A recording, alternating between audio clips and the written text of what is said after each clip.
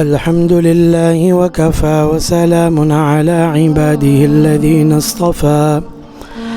أما بعد فأعوذ بالله من الشيطان الرجيم بسم الله الرحمن الرحيم ولوطا إذ قال لقومه أتأتون الفاحشة ما سبقكم بها من أحد من العالمين صدق الله العظيم اللهم صل على سيدنا ومولانا محمد وبارك وسلم تسلیما كثيرا كثيرا۔ معزز سامعین، محترم دوستو، آج ایک بہت ہی اہم اور ضروری موضوع پر مختصر سی کچھ بات عرض کروں گا۔ پچھلے دنوں سے یہ بات چل رہی ہے اور کچھ سوشل میڈیا سے اور کچھ اہل علم حضرات سے بھی یہ بات آپ کے علم میں آ رہی ہوگی کہ جو گزشتہ دنوں بلکہ 2018 میں بلکہ یہ بل پیش ہوا ٹرانسجینڈر کا اور اس کی پروٹیکشن کا، ان کے تحفظ کے اعتبار سے اس کے اوپر جو بل پیش ہوا تھا وہ تقریباً ابھی تک چلا آ رہا ہے، اور اس قانون کے مطابق، اس بل کے مطابق کچھ چیزیں ہمارے اس معاشرے کے اندر وجود میں بھی آ چکی ہیں اور آ رہی ہیں، اور آگے جو ہے اس کو ایک کابینہ کے سامنے اس بل کو پیش ہونا ہے۔ اگر اس نے منظور کر لیا تو وہ بالکل بہت زیادہ مضبوط قانونی حیثیت اختیار کر لے گا۔ تو بہرحال اس موضوع پر بات چل رہی ہے، اور سب سے پہلے تو اس کے اندر میں اس اعتبار سے گزارش کروں گا صاحب اقتدار لوگوں سے کہ ہمارے وہاں ان مسندوں پر بیٹھنے والے جو ایم این ایز ہیں،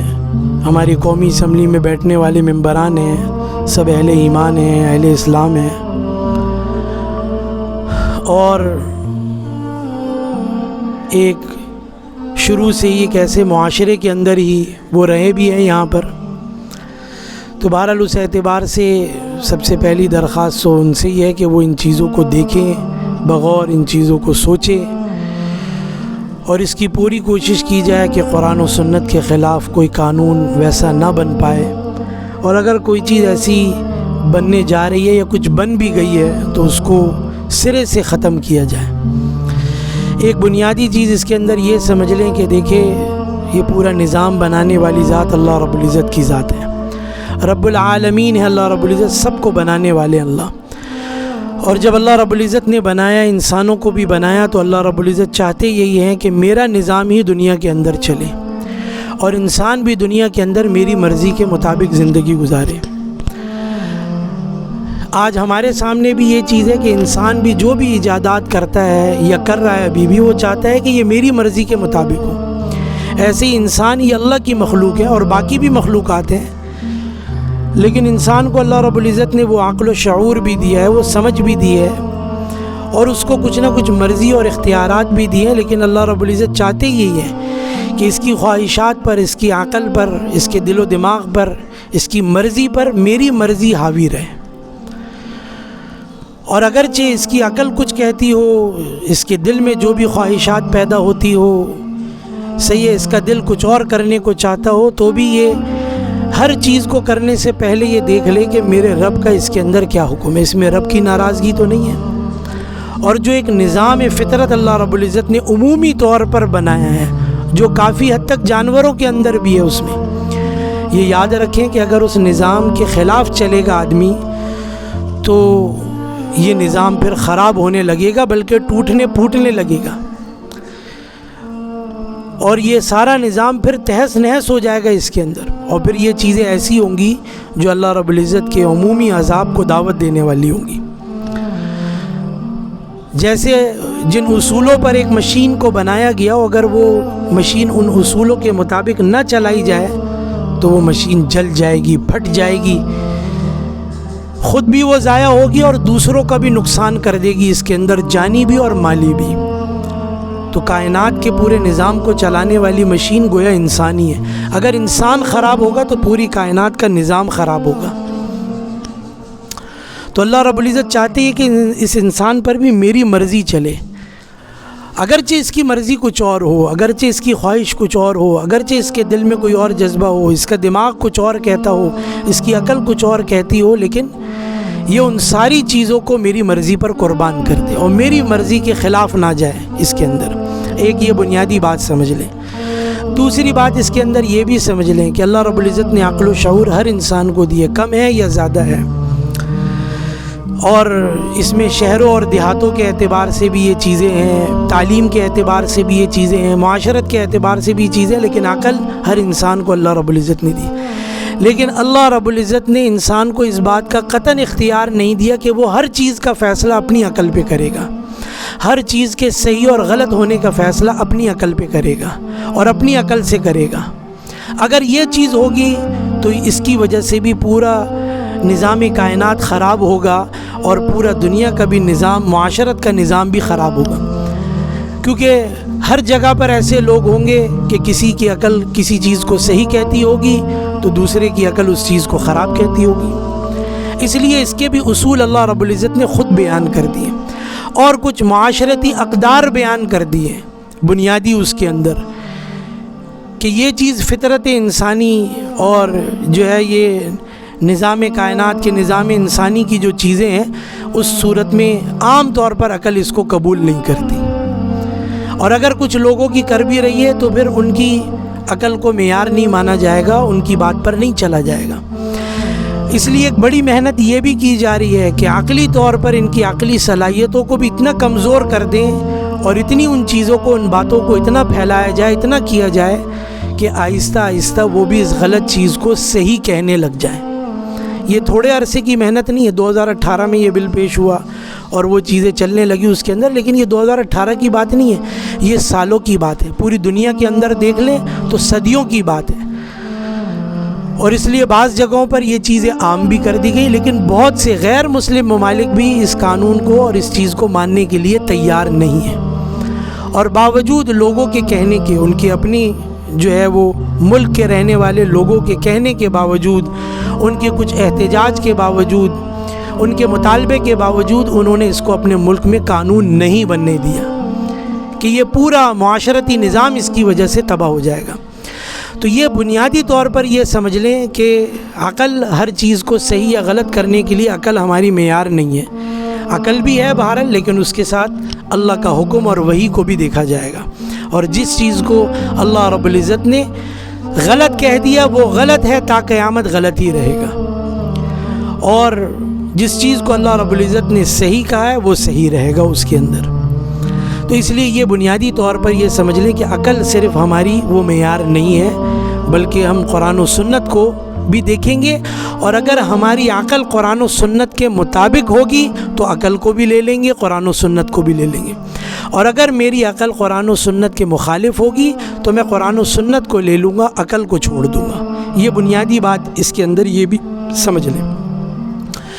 دوسری چیز اس کے اندر، وہی میں نے کہا 2018 کی بات نہیں، صدیوں کی بات ہے، یہ بات بھی کہی جا رہی ہے۔ بہرحال یہ نظام تو کسی بھی صورت میں اس ملک میں نہ منظور کیا جائے گا، نہ تسلیم کیا جائے گا، اور اگر اس کو قانونی ویسی حیثیت مل بھی جاتی ہے، اس کو پاس کر بھی دیا جاتا ہے، تو اس پر مکمل احتجاج بھی کیا جائے گا کہ کسی صورت ہمیں یہ قانون منظور نہیں، ہمیں یہ نظام منظور نہیں ہے۔ اتنی خرابی ہوئی کہ اندازاً ایک رپورٹ کے مطابق 30,000 لوگوں نے اپنا جینڈر بدل لیا ہے۔ ہمارے وہ نوجوان بچے اور بچیاں جو ان چیزوں سے پہلے واقف ہی نہیں تھے، انہوں نے سنی نہیں تھی، یہ باتیں اب ان کی کانوں کے پردوں سے ٹکرانے لگی ہیں، اور یہ چیزیں اب آنے لگی ہیں، اور اس کے ساتھ ساتھ پھر جو ہمارے معاشرتی اقدار ختم ہوتے چلے جا رہے ہیں، ہمارا فیملی سسٹم جو اس طور پہ ختم ہوتا چلا جا رہا ہے، جو یہ بات ایک کہی جا رہی ہے نا کہ ہر انسان کو اپنی مرضی سے زندگی گزارنے کا پورا حق ہونا چاہیے، ایسا نہیں ہو سکتا بھائی۔ ایسا کر دیں گے تو پھر قاتل کہے گا بھائی مجھے تو قتل کرنے کا دل کر رہا تھا، میں نے قتل کر دیا۔ بھائی زانی زنا کرے گا، اس کو کہے گا بھائی مجھے تو زنا کرنے کا دل کر رہا تھا، میں نے کر لیا، بھائی مجھے اپنی مرضی کے مطابق زندگی گزارنے کا حق نہیں ہے؟ بھائی یہ چیز نہیں ہو سکتی۔ ہم آزادی اور فریڈم کو اس طور پر کیوں دیکھ رہے ہیں کہ یہ اصل میں آزادی ہے کہ ہمیں ہر چیز سے آزاد کر دیا جائے؟ تو وہ چیز نہیں ہے اس کے اندر، وہ نہیں ہو سکتی بھائی۔ اور پھر اس میں جو ہمارے مخلوط تعلیمی نظام ہے، اس پر کئی دفعہ بات میں بھی ویسے کر چکا ہوں، بات ہوتی بھی رہتی ہے۔ ایک تو پردے کا معاشرے کے اندر آنا، نوجوانوں کے اندر شرم و حیا کا آنا، بچیوں کے اندر پردے کا ہونا، یہ ایک نظام ہے، اللہ کا دیا ہوا ایک نظام ہے۔ یہ آپ کے حقوق پر کوئی ڈاکہ نہیں ہے، صحیح ہے، اور آپ کے لیے کوئی جو ہے وہ مشقت کی تکلیف کی چیز نہیں ہے، بلکہ اس نظام کو صحیح طریقے سے چلانے کی ترتیب ہے۔ اور پھر وہی میں نے کہا جہاں ہماری یہ چیزیں اب اتنی عام ہو گئیں کہ اس کی وجہ سے جو ہے ہمارا مخلوط تعلیمی نظام، ہماری تقریبات مخلوط ہو گئیں، صحیح ہے، مرد عورت ایک ہی ٹیبل پر بیٹھے ہیں جن کا آپس میں کوئی تعلق نہیں۔ ہر ادارے کے اندر، ہر آفس کے اندر، ہر ہاسپٹل کے اندر، ہر ان جگہوں پر جہاں ضرورت ہے خواتین کی وہ اپنی جگہ ہے، جہاں ضرورت نہیں ہے وہاں بھی عورتوں کو بٹھا دیا ہے۔ اور بلکہ آپ مختلف اسٹوروں میں اگر سامان لینے جاتے ہوں گے کہیں پر اپنے مہینے کا سودا خریدنے، تو وہاں بھی ہر کمپنی نے جو ہے وہ مستورات کو، لڑکیوں کو، بچیوں کو ہائر کر لیا ہے، وہ بھی بیچاری مالی طور پہ مجبور ہیں، اور ان کو پورے طور پہ تیار کر کے، پردے میں نہیں، بے پرد ہو کے، پورے طور پہ تیار ہو کے وہ جو ہے اپنی پروڈکٹ کے سامنے کھڑی ہوتی ہے اور ہر مرد عورت کو دعوت دیتی ہیں، آئیں بھائی ہماری چیز لے لیں۔ اور پھر وہی میں نے کہا جو ہمارا مخلوط تعلیمی نظام، جس میں جو ہے اب وہ سیکس کی بھی گویا یوں تعلیم دی جا رہی ہے اور کہا جا رہا ہے، بتایا جا رہا ہے یہ بھی ضروری ہے، یہ بھی سیکھنا چاہیے، یہ بھی سمجھنا، بھائی کتنا سیکھنا چاہیے اور کیسے سیکھنا چاہیے اور کس سے سیکھنا چاہیے، یہ بھی دیکھنے کی ضرورت ہے۔ تو ہمارا وہ تعلیمی نظام، ہمارا وہ ماحول وہ چیزیں خراب کر رہا ہے، ہمارے بچے اور بچیوں کے ذہنوں پر ان چیزوں کا اثر پڑ رہا ہے۔ خدا را بالکل میں یہ درخواست کروں گا بس آخری بات کر کے اس کے اندر کہ یہ چیزیں ہمارے سمجھنے کی ضرورت ہے، ہمارے سمجھانے کی ضرورت ہے، ان کے سمجھنے کی ضرورت ہے۔ اور جو ہمارا معاشرتی نظام ہے اس کے اندر، جو ہمارا فیملی سسٹم ہے اس کے اندر، جو گھریلو زندگی ہے اس میں ایک باپ جس کو فرمایا کہ الا کلکم راع و کلکم مسئول عن رعیتہ، اس کی وہ حیثیت ہے۔ ایک باپ کو اس کی بیٹی، اس کے بیٹے کی ہر چیز کی خبر ہونی چاہیے،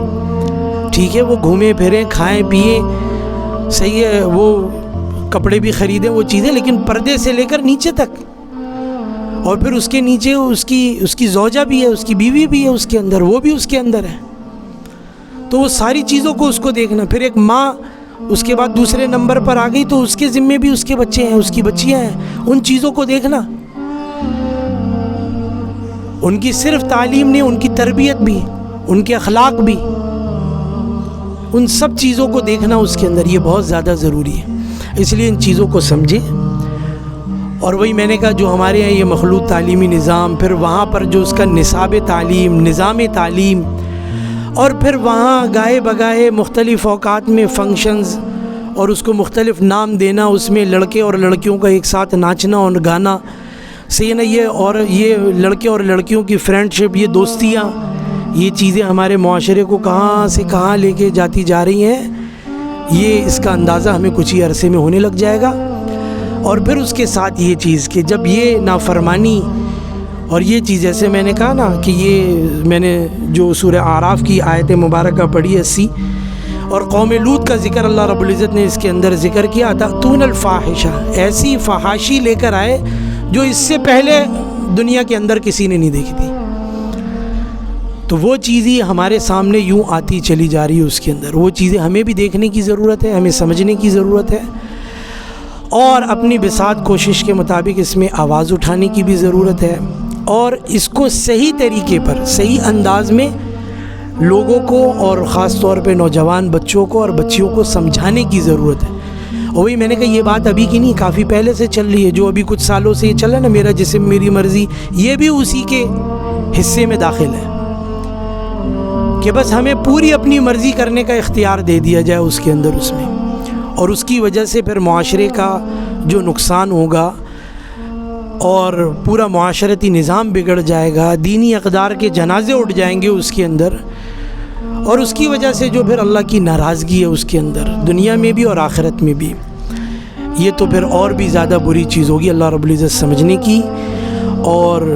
ایسی چیزوں سے بچنے کی بھی ہمیں توفیق عطا فرمائے، قرآن و سنت کے مطابق زندگی گزارنے کی توفیق عطا فرمائے، اور جو بھی ایسا نظام، ایسا قانون بن چکا ہے کچھ نہ کچھ اور بننے جا رہا ہے آگے، وہ چیزیں اللہ رب العزت اس سے بھی ہماری حفاظت فرمائے، اور جو ہمارے صاحب اقتدار لوگ ہیں ان کو بھی اللہ رب العزت متوجہ فرمائے کہ وہ جلد سے جلد ایسی چیزوں کی روک تھام کریں۔ وما علینا الا البلاغ المبین۔